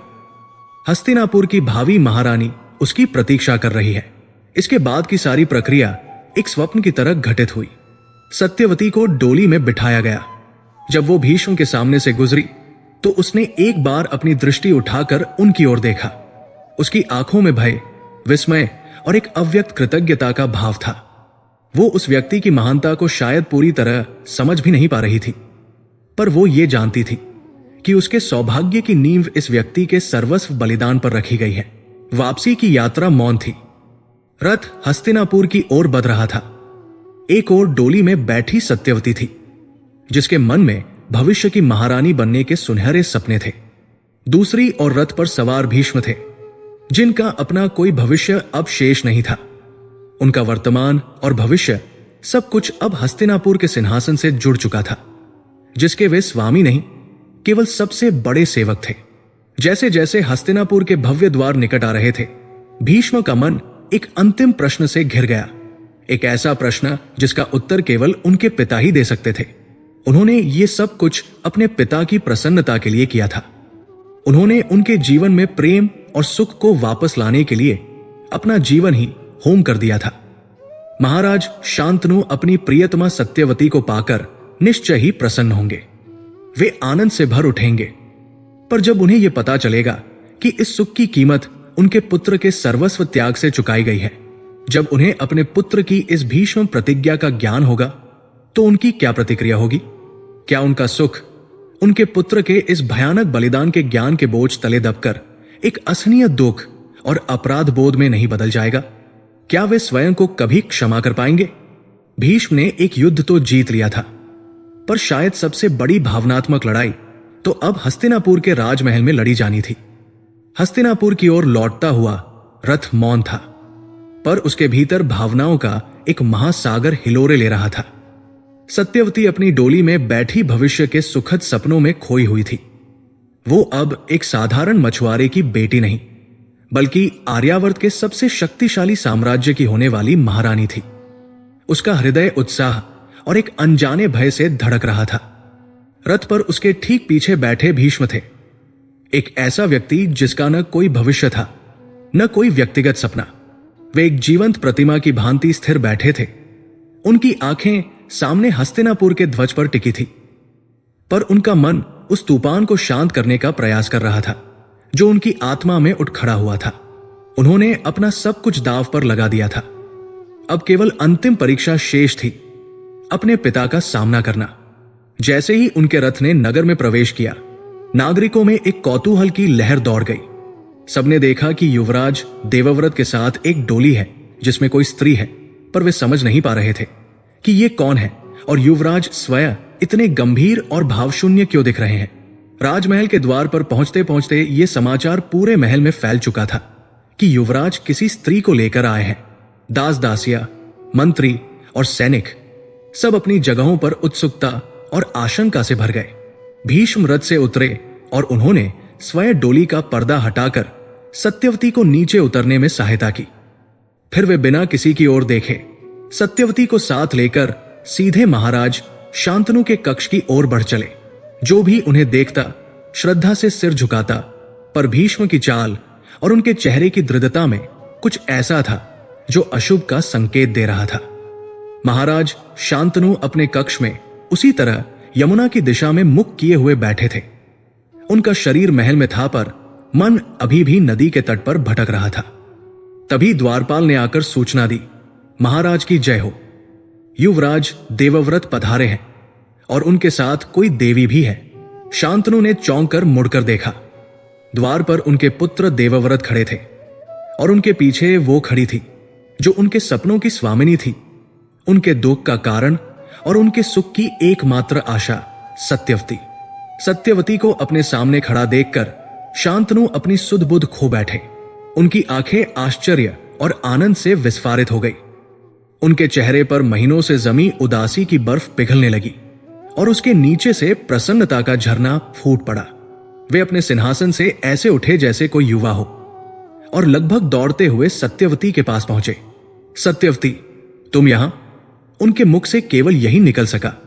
उनकी आंखों में अविश्वसनीय आनंद के आंसू छलक आए। उन्हें लगा जैसे वे कोई सपना देख रहे हैं। उन्होंने अपने पुत्र की ओर देखा, जिसकी ओर उन्होंने कुछ क्षणों पहले तक ध्यान ही नहीं दिया था। पुत्र देवव्रत, ये कैसे संभव हुआ? तुमने ये कैसे किया?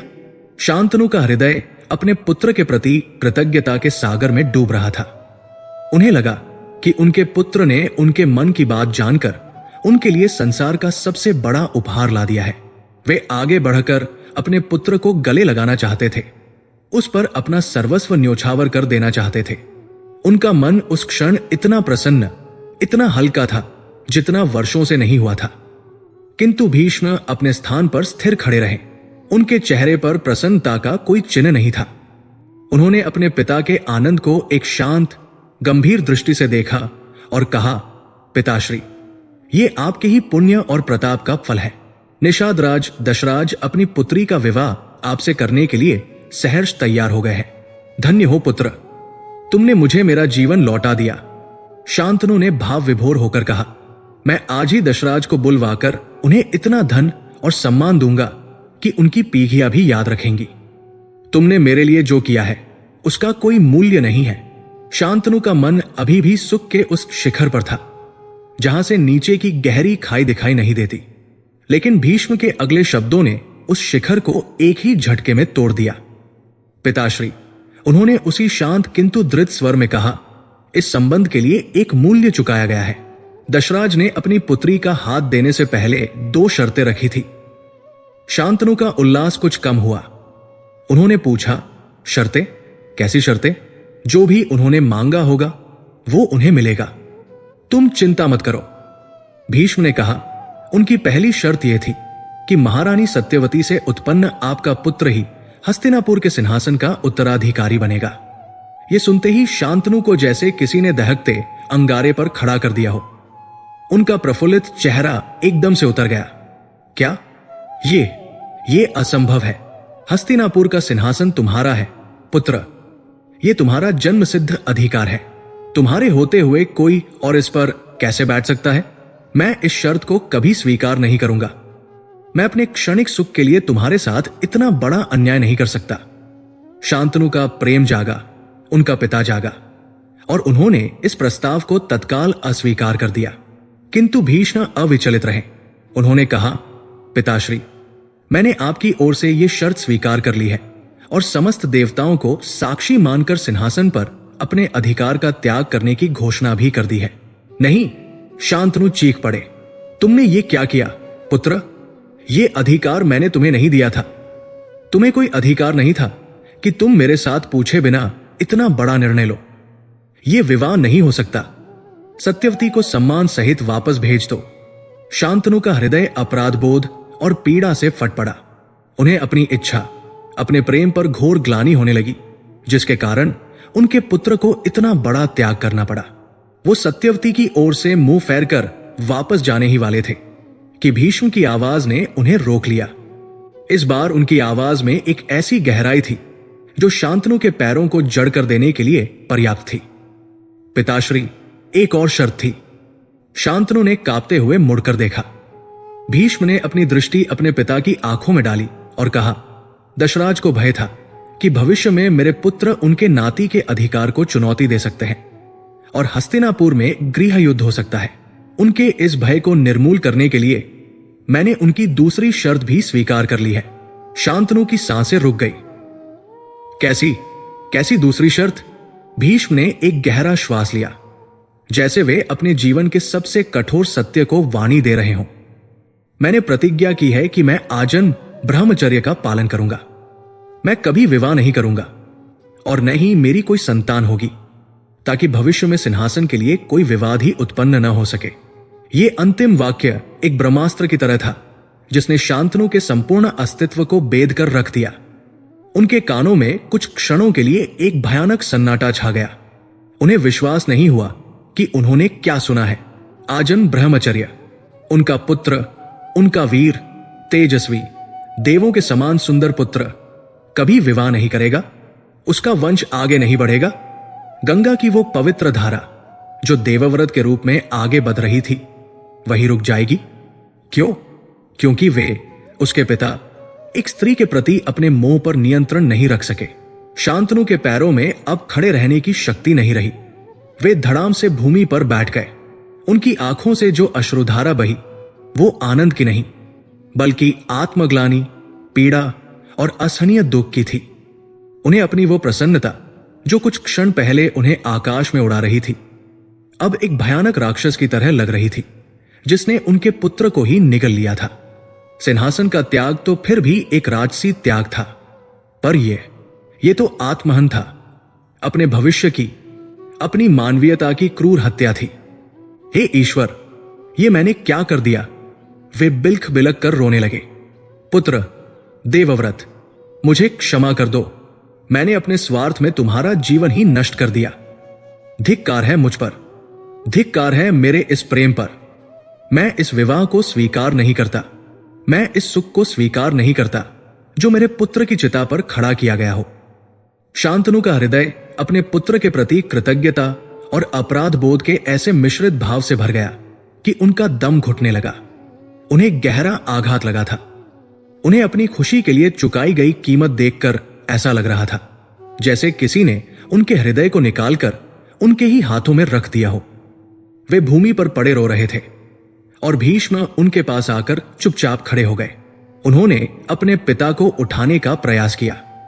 शांतनु ने अपने पुत्र का हाथ पकड़ लिया और उसे अपनी आंखों से लगा लिया। पुत्र, उन्होंने सिसकते हुए कहा, तुमने मेरे लिए जो त्याग किया है, उसका ऋण मैं इस जन्म में तो क्या 7 जन्मों में भी नहीं चुका सकता। तुमने पुत्र धर्म की ऐसी पराकाष्ठा प्रस्तुत की है जो इस सृष्टि में न कभी किसी ने की थी और न कभी कोई कर पाएगा। वे कुछ देर तक अपने पुत्र को निहारते रहे, जैसे वे उसकी महानता को अपनी आत्मा में सोख लेना चाहते हों। फिर वे धीरे धीरे उठे। उनके दुख ने अब एक दिव्य संकल्प का रूप ले लिया था। वे जानते थे कि वे अपने पुत्र को उसका भविष्य नहीं लौटा सकते, पर वे उसे कुछ ऐसा देना चाहते थे जो उसके इस महान त्याग को किसी प्रकार की सार्थकता प्रदान करे। उन्होंने भीष्म को अपने दोनों हाथों से पकड़कर गले लगा लिया। वो एक पिता का अपने पुत्र के प्रति केवल स्नेह का आलिंगन नहीं था, वो एक सम्राट का अपने सबसे बड़े त्यागी के प्रति सम्मान था। उन्होंने भीष्म के मस्तक को चूम कर कहा, पुत्र, मैं तुम्हें तुम्हारा राज्य और तुम्हारा वंश तो वापस नहीं दे सकता, क्योंकि तुम अपनी प्रतिज्ञा से बंधे हो, लेकिन मैं तुम्हारा पिता अपनी समस्त तपस्या और पुण्यों के बल पर तुम्हें एक वरदान देता हूं। उनकी आवाज में एक दैवीय शक्ति आ गई थी। पुत्र, तुम्हारा यह त्याग व्यर्थ नहीं जाएगा। तुमने अपनी इच्छाओं को मार दिया है, पर मैं तुम्हें इच्छा पर विजय प्रदान करता हूं। आज से तुम अपनी इच्छा के बिना कभी मृत्यु को प्राप्त नहीं होगे। काल, जो संसार के हर प्राणी को अपने पाश में बांधता है, वो भी तुमसे डरकर दूर खड़ा रहेगा। मृत्यु भी तुम्हारे पास तभी आ सकेगी जब तुम स्वयं उसे आने की अनुमति दोगे। यही इच्छा मृत्यु का वरदान था, एक पिता का अपने पुत्र के लिए प्रेम, कृतज्ञता और अपराध बोध का साकार रूप। ये एक वरदान भी था और एक अभिशाप भी। ये लंबी आयु का आशीर्वाद था, पर साथ ही एक अंतहीन कर्तव्य का बंधन भी था, जिसे उन्हें अपने अंतिम सांस तक निभाना था। उस दिन के बाद हस्तिनापुर का इतिहास हमेशा के लिए बदल गया। देवव्रत का नाम भीष्म के रूप में अमर हो गया और वे सिंहासन के उत्तराधिकारी नहीं, बल्कि उसके सबसे बड़े रक्षक, उसके पहले सेवक बन गए। शांतनु और सत्यवती का विवाह हुआ, पर शांतनु उस अपराध बोध से कभी पूरी तरह मुक्त नहीं हो पाए और कुछ ही वर्षों में परलोक से धार गए। भीष्म का जीवन हस्तिनापुर की सेवा के लिए पूरी तरह समर्पित हो गया। उनका कोई व्यक्तिगत जीवन नहीं था। महल के उत्सव और षड्यंत्र, जन्म और मृत्यु, इन सब से वे निर्लिप्त रहकर केवल अपने कर्तव्य का पालन करते रहे। राजा बदलते रहे, पीढ़ियां आती जाती रही। उन्होंने अपने सौतेले भाइयों चित्रांगद और विचित्र वीर्य का पालन पोषण किया। उन्होंने उनके लिए राजकाज संभाला, उनके विवाह कराए। जब कुरु वंश पर निःसंतान होने का संकट आया, तब भी वे अपनी प्रतिज्ञा पर अटल रहे और वंश को आगे बढ़ाने के लिए वेदव्यास की सहायता ली। धृतराष्ट्र, पांडु और विदुर का जन्म उनकी ही देखरेख में हुआ। फिर पांडव और कौरव आए।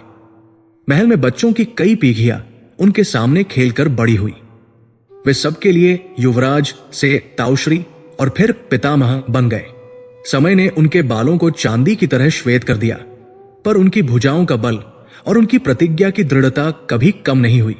वे एक विशाल वटवृक्ष की भांति हस्तिनापुर के सिंहासन पर अपनी छाया किए खड़े रहे, जबकि उनके नीचे पीढ़ियों की नई नई कोपले फूटती और पतझड़ में झड़ती रही। उनका जीवन केवल एक प्रतिज्ञा का पालन नहीं था, वो हर दिन हर क्षण उस प्रतिज्ञा को जीने का नाम था।